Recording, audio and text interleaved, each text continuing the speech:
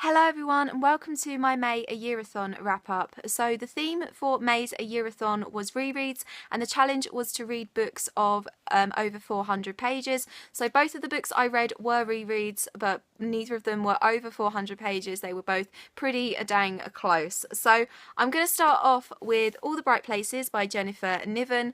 I first read this book last year and gave it 4 stars. I've actually upped that now to 5 stars. I've really enjoyed reading this book this week and I enjoyed it so much more the second time around. I don't really know why, because the ending hit me much harder than it did the first time, even though I knew it was coming, which I found a little bit weird. Basically this is a YA contemporary about 2 teenagers, Finch and Violet. Finch has very severe bipolar disorder and he is suicidal, and Violet has recently lost her sister, so she's dealing with a lot of grief and the aftermath and coming to terms with all of that.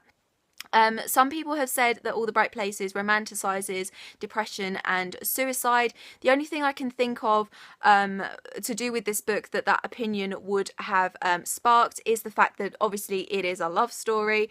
There are some gorgeous lines in this book, such as "You are all the colours in one at full brightness," and something like "It's not what you take, but it's what you leave behind." Just some really lovely little sentences and little phrases that Jennifer Niven has put into this, and it's just gorgeous and beautiful and all of that. And I can possibly guess that may have played into some people's descriptions of this romanticizing very dark topics, but I actually think that one of the messages of this book is that suicide doesn't just happen to people who are outwardly sad and depressed. It happens to people who seem to be full of life and people who are really easy to love. And I actually think that a lot of people who have read this book and said that it romanticizes depression and all of that either didn't see that, or they did see it and kind of got scared by that and just kind of wanted to disguise that message as romanticism. I can only assume that's where all of these things have come from. I know some people have also said that Finch and Violet's characters are literally just their feelings. So Finch is just bipolar, just depression, and Violet is just her grief. I didn't see that at all. Finch, we see, is a very talented musician. He is a great friend. He's a great brother. He's a great son. He's very romantic. He's very funny. Violet is very creative. She loves to write. She's very understanding, very open-minded. So yeah, I didn't really get that whole line of review at all, but yeah, I upped it to 5 stars and it was just such a lovely read and possibly what I needed this week. So yeah, I'm actually really looking forward to rereading it again at some point. The other book I read for this month's AYearAthon was Holding Up the Universe, also by Jennifer Niven. And when I first read this book last year, I raved about it. I said I loved it so much. I know I've also talked about it a lot since then as well. I do still absolutely adore it, but I did actually downgrade it from a 5 stars to a 4 stars this week, just because I read it straight after All the Bright Places, obviously. I kind of saw the comparison between them, which I can do because it's the same author in the same fiction genre. There's a lot less plot and there's a lot less direction in this book. This is a very character driven book, and I do love these characters. They're absolutely amazing. Libby in particular is still definitely one of my favourite YA characters that I've ever read.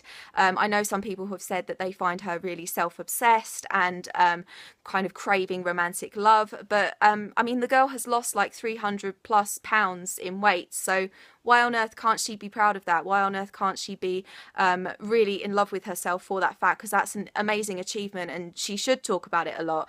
As for her need for romantic love, yeah, she's never had a boyfriend before, she's never had sex before, so she's going to be pretty interested in that. Before I'd had sex, before I'd had a proper relationship, I was pretty obsessed with having sex and having a relationship. So yeah, I can fully relate to her, and I guarantee there are definitely real girls out there who are Libby. She's definitely a very real character, and I think to pass her off as self-obsessed when she has had this amazing weight loss is incredibly shallow on your part, I would think. Also, I do agree that I kind of see the misogyny argument about this book, because some people have said that it is misogynistic and degrading to women and all of that. And Jack does come across as a bit of a douche at the start. He does come across as quite misogynistic, and he is quite shallow. But I think we can all agree, everyone who has read this book, that he certainly does come across as a good guy. We see him as a great brother, and he obviously educates himself about how amazing Libby is, and obviously sees past her weight and past her looks to the beautiful person that she is inside. So yeah, I did still really enjoy it, but I kind of felt that it kind of maybe needs a little bit more plot for me to actually be able to say that it's a definite 5 stars. But I do still absolutely adore it, and I will definitely be rereading it again and again, because it's a really great book, and it's certainly a very high 4 stars, and I did have to think very carefully about downgrading it from a 5 stars, but I just kind of felt that I did see a few problems with it, so I felt that I just had to.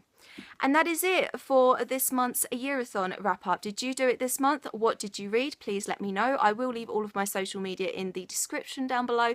I hope you're having an awesome day, and I'll see you very soon for another video. Bye bye.